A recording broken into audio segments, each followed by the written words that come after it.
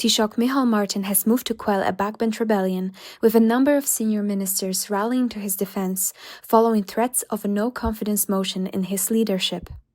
The government chief whip Mary Butler accused a handful of TDs of attempting to undermine the party leader following reports that 10 had signed a motion of no confidence in the Taoiseach.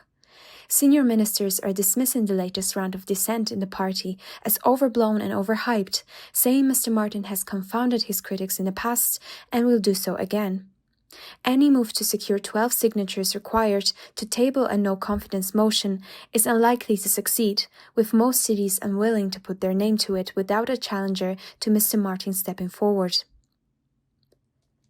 So far, the most likely successor, Justice Minister Jim O'Callaghan, has shown no indication to the party that he wishes to throw down the gauntlet. Most cities do not believe Mr. O'Callaghan was behind comments by one of his close allies, Dublin South West TD John Lockhart, who said at the weekend that conversations are taking place about the leadership.